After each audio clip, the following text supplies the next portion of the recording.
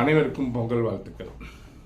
இப்போ நம்ம கண் திருஷ்டி, நம்ம ஒரு தொழில் செய்கிறோம் திருஷ்டி, அழகாக இருக்கிறவங்க மேலே திருஷ்டி, இருக்கிறதாலும் திருஷ்டி. இந்த திருஷ்டி எப்படி வருது அப்படின்னு கேட்டிங்கன்னா, நம்முடைய எண்ண அலைகள் இப்போது ஒருத்தரோடு பழகும்போது நமக்கு ப்ளஸ்ஸாகவே இருக்கும். ஒருத்தரோடு பழகும்போது எப்படா அங்கிருந்து நம்ம செல்வோன் இருக்கும். ஏன்னா அவங்கள சுற்றி அவங்களுடைய எண்ண அலைகள் என்ன, அது ஆறான்னு சொல்லுவோம். அவங்களுடைய சிந்தனைகள் என்ன, ஆத்மாவினுடைய எண்ண அலைகள் என்ன. அந்த தீய எண்ண அலைகள் அவங்களுடைய உயிர்காந்த ஆற்றல் கண்கள் மூலம். அதனால தான் நம்ம குருமார்கள் தீட்சை கொடுக்கும்போது நயன தீட்சைம்போம். இது அது மாதிரி தான் கோயிலுக்கு போகும்போது நம்ம சுக்குவமாக திருவண்ணாமலையில் கிரிவலவார் அப்படின்னா அருளாளருடைய திருஷ்டி நம்ம மேலே பட்டாலே போதும். அங்கே எத்தனையோ சித்தர்கள் மகான்கள் வளம் வராங்க. அவங்களுடைய பார்வை நம்ம மேல் படும்போது நம்ம உடம்பு நம்மளுக்கு இருக்கிற திருஷ்டி தோஷம் பலது பற்றும் நம்மள்கிட்ட நீங்குது. அப்படி கெட்டவங்களுடைய பார்வை நமக்கு எப்பவுமே நமக்கு பிடிக்காதவங்க வந்து என்ன செய்வாங்கன்னா, அவங்கள பார்க்கணும்னு வச்சுக்கோங்க. நமக்கு பிடிக்காதவங்களை பார்க்கும்போது அவங்களுடைய வளர்ச்சி அப்படின்னு இருக்கும்போது கட்டாயம் ஒரு பொறாமை, ஒரு தீய எண்ண அலைகள் அப்படிங்கிறது வருது. அது மனிதனுடைய இயல்பா, அது அவங்களுடைய துஷ்ட குணம்னு சொல்கிறது. அப்படிப்பட்ட திருஷ்டி ஏற்படும் பொழுது என்ன செய்யணும்னு கேட்டிங்கன்னா, எப்பவுமே நம்முடைய இந்து மதத்தில் ஒரு வரைமுறை வச்சாங்க.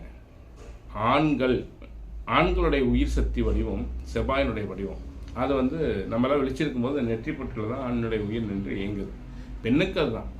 அப்போது நம்ம விழித்திருக்கும் பொழுது இந்த நெற்றி பொட்டில் இயங்குது. அப்போ ஆண்கள் என்ன செய்யணும்னு கேட்டிங்கன்னா, விபூதி வைத்து சந்தனம் வைத்து குங்குமம் வைக்கணும். ஏன்னா அந்த செவ்வாயை குளிர வைக்கிறதுக்கு சந்தனம் வச்சு குங்குமம் வைக்கணும். அப்படி வைக்கும் பொழுது துஷ்டருடைய திருஷ்டி நமக்குள்ளே செல்லாது, நம்ம உடம்பு எந்த விதத்திலையும் பாதிக்காது. பெண்களுடைய உயிரினுடைய வடிவம் எப்படி இருக்குன்னா, சுக்கிரனுடைய தன்மையில் குளிர்ச்சியினுடைய, எப்பவுமே ஆணுடைய உடம்பு ஹீட்டாக இருக்கும், பெண்ணுடைய உடம்பு குளிர்ச்சியாக இருக்கும். ஆச்சுங்களா?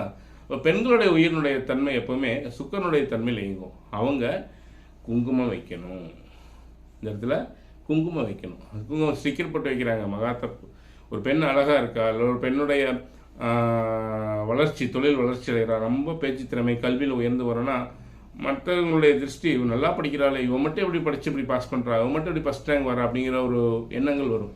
அப்போது அந்த இடத்துல குங்குமம் மஞ்சளினால் செய்த குங்குமம் இருக்கணும், ஒரிஜினல் குங்குமம் இருக்கணும்.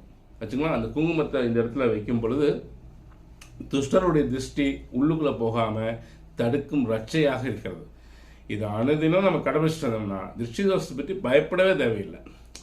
இதெல்லாம் நம்ம செய்யாதனால தான் அப்புறம் பெரிய லெவலில் தோஷம் கழிக்க வேண்டியதாகிடுது. ஆச்சுங்களா? அப்போது திருஷ்டி தோஷத்துக்கு சந்தனம் குங்குமம் மிகப்பெரிய ரட்சை.